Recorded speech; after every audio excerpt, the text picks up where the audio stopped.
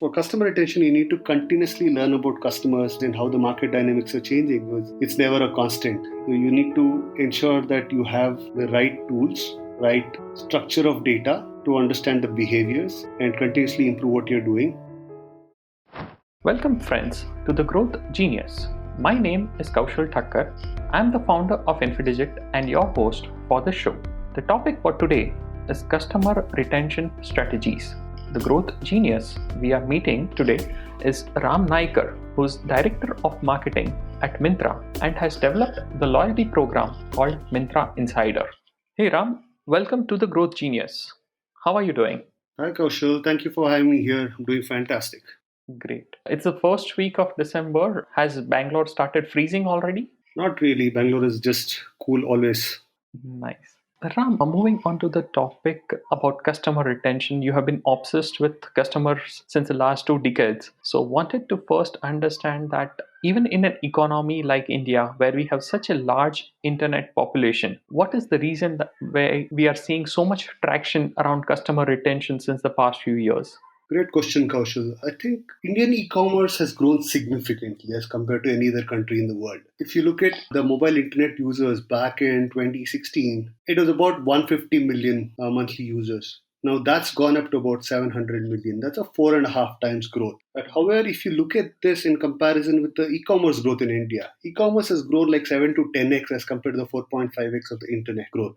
Now, also the newer growth is coming from the rural areas, which currently is like 46% penetration of internet users. Now, e-commerce players need to compete hard to get higher share of wallet from more mature customers. And you also know that Indian markets have evolved. A lot of brands have come into India. A lot of e-commerce brands have surfaced in India. So people have a lot more exposure, a lot more access to things now. And when you're competing for every order, you really need people to stick to you. True. And that's something why we need a better customer retention strategy, not only e-commerce store, but each and every internet business. True that. Great. And how would you start with a customer retention strategy? What would be the building blocks for a customer retention strategy? We live in a digital rich world now or a data rich world, right? So most companies have a lot of data about customers. So if you want to build an effective retention strategy, it always again fundamental starts with the customer and you aggregate, analyze customer data. When I say aggregate and analyze customer data, it's about kind of building your cohorts based on their customer life stage, the behaviors that they've demonstrated on your platform. It could be your recency frequency model, or it could be your customer segments based on their choices and also their affinities. So learn as much as you can about the customers and then have a data set ready to go to a customer and talk relevant stuff. That's the first building block. Okay. Then the second building block is to design your platform for personalization and A/B testing. So to me, these two go together. And you need to build tools to enable your website, your app, or even for that matter, your stores or your one-to-one marketing like email channels or SMS or any of these channels, and equip your digital marketing team as well to run campaigns based on customer cohorts, conduct and track the performance with a good A/B test so that you know how much incremental that you are deriving by talking to a customer and what is the relevant offer that you can provide and fine tune your campaigns. And the last lever I would say is build for the long term. You need to have good retention levers, the reward programs, the loyalty programs, even subscription programs. So these are all various levers that you can build to make your platform stick. Understood. And Ram, there would be many organizations which may not be as mature as a Myntra, where all the systems and processes are in place. How would those organizations, at least if they want to think about customer retention, plan out or at least do some actions around customer retention? Sure. Let's get to the first principle of what retention means, right? If you look at your past 1 year sales, right, you know how many customers are new, how many customers are old, right? So typically in some of the mature companies that I've worked with, I've seen like my customer share between new and repeat customer is about a 50-50. While the revenue share, again, from your existing customer could give you about 60 to 70% of your revenue share, while your new customer will only give you 30-40% of your revenue share. Now, this mainly is because your repeat customers spend a lot more with you, right? So the first and foremost principle that you need to have for retention is that how much revenue are you planning to get from your repeat customers? So that's the first step. Just look at this, right? And then you will have any information about customers and utilize that to the maximum and then say, okay, I know that these are my existing customers. A simple information like, say, when did they purchase last, or how many transactions have they made with you in their journey with your brand? That's a good starting point. When I was new to Myntra, I started looking at the entire funnel. I started looking at, say, hey, if you're installing 100 customers, so how many are actually even logging into the website, and how many are registering, and how many did one, two, three, whatever number of purchases. Now, very fundamental market research understanding, right, about your first order. First order, they just kind of encountered your brand. Probably there was a price, or they had a need state where they could just buy with you for the first time, right? There could be a lot of factors that could drive this. Now, 1 to 2 is the biggest drop that you would see across any industry. If you look at the life cycle of a customer, right? So the first order is again a chance, and all the branding and other things that you could have done to drive heuristics. Now, if you look at the early stage customers, I would say customers with 2 to 4 transactions with your brand are your early stage customers. Now let's understand their mindset, right? The early stage customers, what are they looking for? Especially in India, which is a value driven market, you will see that these customers are still looking for what is the best deal. Am I getting a best deal when I want to buy? And that's their mindset. Now, how do you get their permission to win that order from them? Right? First thing is you need to stay top of mind, which means you need to have salience, you need to be interacting with them, you need to send communications to them, and also kind of offer the best deal. So that's what winning looks like, right, for these customers. Just get one more order and get them up on the maturity curve. Now, what I have also seen is that tipping point in my experience is that 4 to 5 orders. Once somebody made 4 to 5 orders with a brand, they are relatively comfortable, right? They have explored the platform enough, they've kind of matured a little bit, and then 5 to 10 in your overall brand funnel, you are more on the consideration side. You don't have to worry about awareness as much because they have invested enough time with you. So obviously your brand will be aware. For these guys, you need to give them a reason. Why should they buy always from your brand? What is the reason for sticking with your brand? Now, in the first few transactions, they have kind of bought a few items. I'll just take an example of Myntra. So first order typically like a sports shoe or maybe a small t-shirt and some apparel. Now they have not explored enough categories to know how good is your brand, what is the breadth that is available with you. So now try to kind of get a higher wardrobe or a wallet share. Try to find new categories that they can buy from, right? Excite them with something which probably is not available anywhere else. Get a greater wardrobe share or a wallet share. Wardrobe share if you're in fashion, wallet share if you're in any other business. Now, until like customers cross a certain threshold, they are still not expecting any reciprocation from Myntra. So as a customer, for me also, if I kind of spend about say 20, 30,000 rupees on 10 orders, right? I'd say like, okay, I get conscious as a customer that, hey, I'm spending a lot with Myntra. Now, suddenly I see that, okay, I'm buying every month from Myntra and checking out everywhere. Now the expectation will build that, hey, how is the brand reciprocating? It could be value, it could be better services, it could be even rewards. Or are they even, say, if I provide information like birthday or anniversary or anything, is the brand even caring about me? So until that stage, customers not expecting. Once you kind of cross the 10 orders or 20,000 rupees, the customers start expecting something back the brand. Now, these are the customers who have expectations. Now, if you respond to them very well, then you are retaining 100% of them. And this is where you start saving your customers from churning out. Now, there are people who are like, say, 25 orders or say spend 1 lakh with a brand. Now, these guys would be talking about the brand to their family, probably on social. So these are kind of your micro influencers who are influencing their own social circles. Now, is the brand giving them an opportunity to flaunt? So for example, it's like, hey, I bought this shirt from Myntra. So I'll give you an example of something that we did in Myntra for some of the best of our customers. So last year when the Cricket World Cup was happening in England, India had this orange jersey. There were only 100 pieces that were made in India by Nike. So what we did was we gave an opportunity for the best of our customers to come and buy this shirt. Now, there are a lot of people that I know who bought this. Now, for them, it's like, hey, I know that there are only 100 printed in India and I got one of them. The flaunt quotient just exponentially increases. So this is when the delighters that can give the flaunt value helps. So these are some of the ways, right? You don't have to have a loyalty program, but you can kind of find different hacks, experiment, and then improve these things to try the transaction. One question over there before you go into more detail. So you mentioned about the t-shirts. So were this t-shirts specifically only for the selected few customers, or was it open for all? On Myntra, it was only available for any customer who was a Myntra Insider icon. Okay, that's interesting.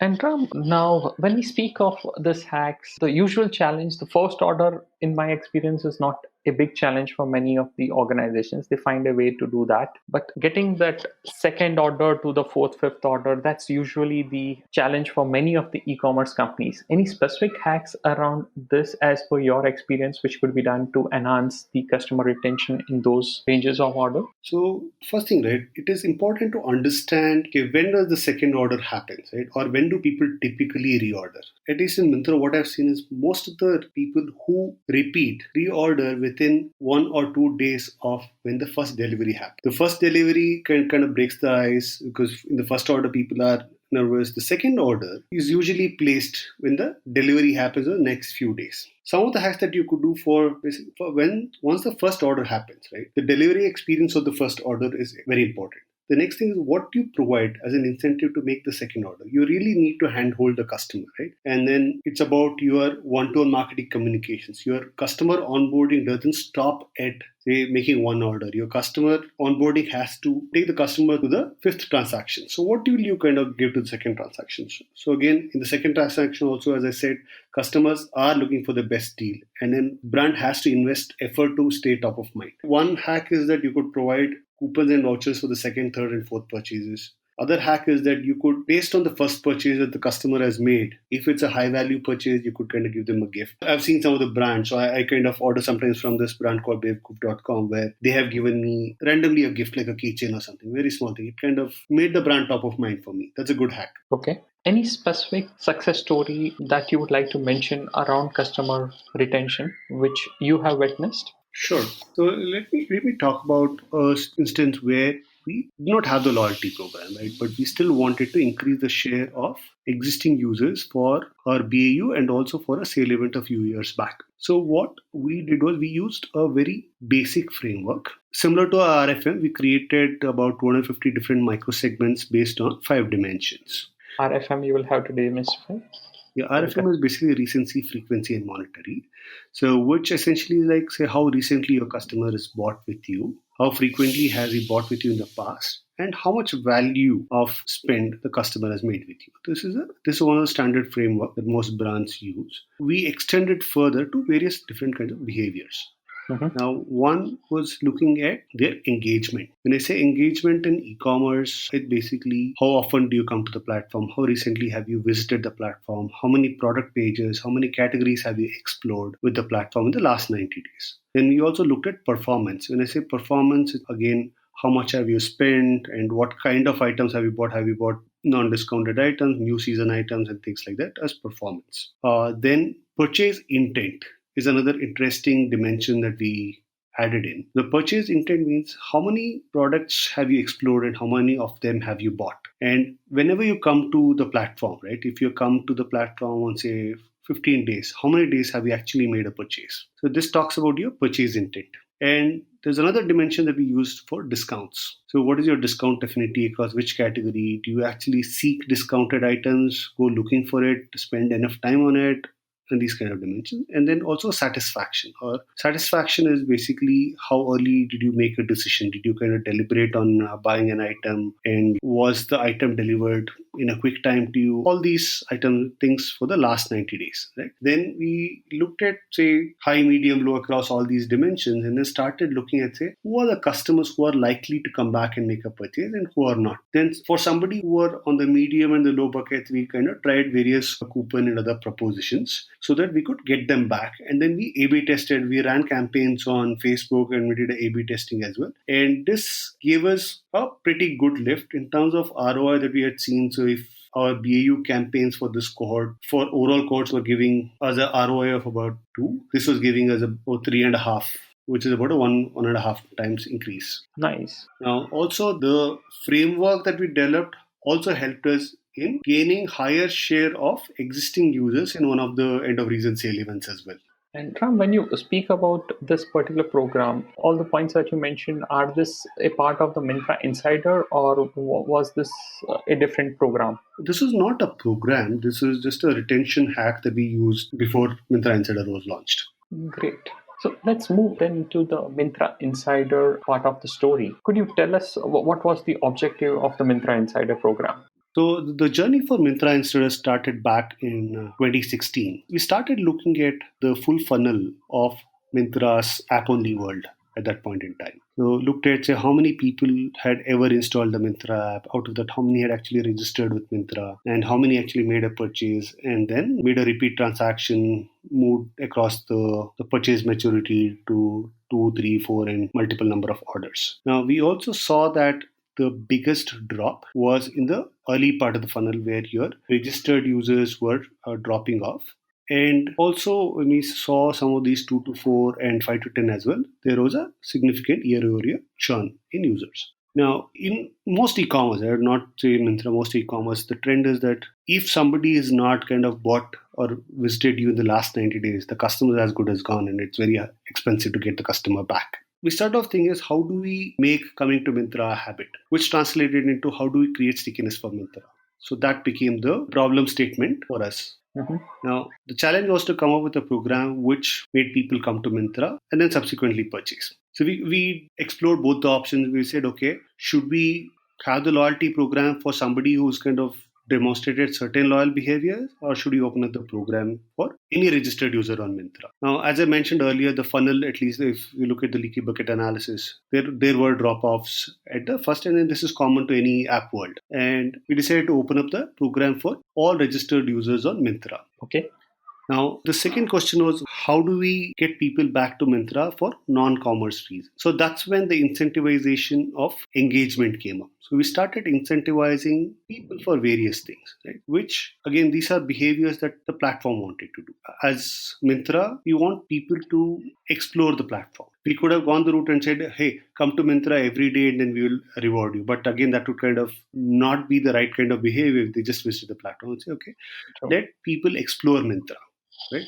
Mm-hmm. So, and understand more about Myntra. That way, even if you are a new user at Myntra or not even on the higher part of the purchase maturity curve, we'll still be top of mind for you and then you would know us. So we started incentivizing people for exploring the Myntra catalog, exploring new categories. Say, for example, if somebody has not ever bought a personal care product, we said, okay, why don't we explore the personal care product, and then you get 10 insider points. And then there were various other things that we could do. Now, a customer could share information about themselves, which gives us another opportunity. Say, for example, you update your date of birth or any other special date with us, and then we incentivize you. And also, when in Myntra, we used to have various games that would help people engage on Myntra and understand the kind of brands that are sold in Myntra. So we also incentivize people for playing simple games on Myntra as well, and also for certain other behaviors. Now we said that, okay, you come to Myntra, if you bought a product, you can review a product and you can get points. True. Okay?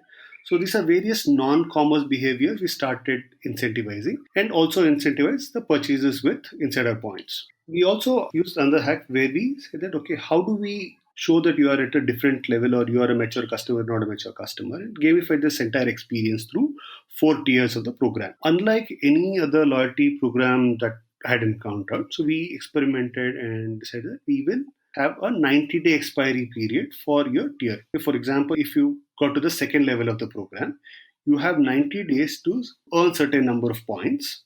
Otherwise, you'll get downgraded. Now, interesting. We had these interesting heuristics, right? So for enrollment of the program, you just need to come and click on Let Me In as a button, and then you are part of the program. There is no fee, there is nothing. And also gamified the tier-wise experience. What this helped us do is that the Let Me In button kind of drives this heuristic, right? Who will click on the button? Somebody who cares about the brand, who cared about Myntra, clicked on it. So there's an induced self-selection bias for the program, right? Which means that you enroll people who care about the brand, which means that their behaviors, even before they enrolled in the program, was slightly better than the rest of them. And then our job was to make them even better. And once somebody comes into the program, the tiering was really helpful for us to make sure that we have the high spenders and consistent performers, right? You could have been, say, for example, a customer who bought with us for say 25,000 6 months ago or 10 months ago would have been probably a Myntra Insider icon at that point in time. But if he's not done the same thing quarter over quarter, he'll get downgraded to the next level. So this way, when I say the Myntra Insider icon, they are truly the creme de la creme of the platform. So that's how gamification has helped us manage the loyalty pyramid.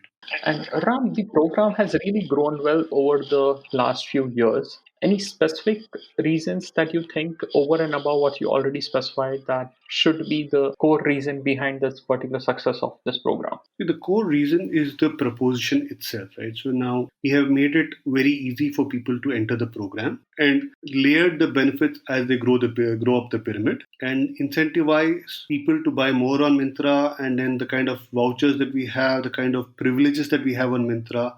So for example, for the end of season sale, the top 2 tiers of the loyalty program get 24-hour early access to buy before anybody else in the country. So this is a significant privilege that is allowed by our customers. Okay. And this program has grown over the years. What impact have you seen? In fact, the way we have seen the program grow is that it's close to about 10 million users who contribute to more than half of Myntra's revenue today in any month. Interesting. And what we have seen is that when we did an impact analysis of the program, insiders, when they enrolled into the program, they were already 1.2x of the non-insiders. But as they grew with the program, in about 6 to 8 months, you're seeing them kind of grow from 1.2x of the non-insiders to 1.7, 1.8x.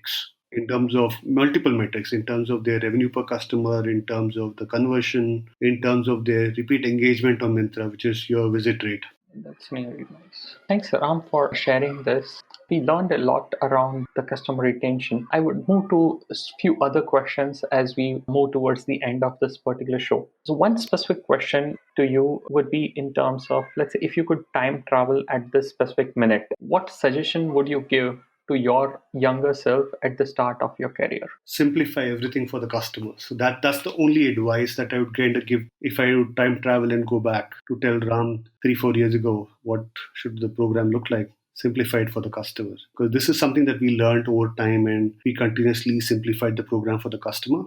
Great. How can the audience stay connected with you? They can reach out to me on LinkedIn or email me on ram.nayakar@gmail.com. Happy to respond to any questions or just have a chat.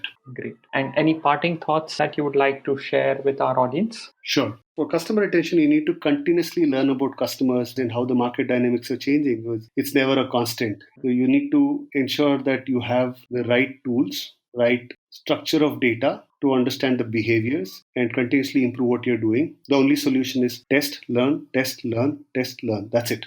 Great. Thank you, Ram, for being on this show. It was a really pleasant experience, and we learned a lot around the customer retention and how to measure the crucial metrics. It was a pleasure. Looking forward to having you soon. Thank you for having me, Kaushal. Thanks a lot. Thank you. Bye-bye. Thank you so much for listening to this episode of The Growth Genius. I hope you learned something today that would help you to grow. If you did, please share this episode with your friends and family. If you're listening to this on the Infidigit website, I would request you to use the podcast app on iPhone or download Google Podcast or Spotify on your Android phone. Subscribing to this podcast will ensure that you get the episodes regularly on your phone. The podcast icons near the audio streaming widget on the Infidigit website should help you to navigate to the show on your podcast app. Also, if you haven't yet, please subscribe to the Growth Genius Show wherever you are listening to this podcast. Thank you so much for listening. Now go out there and create growth for yourself and your company. Thank you.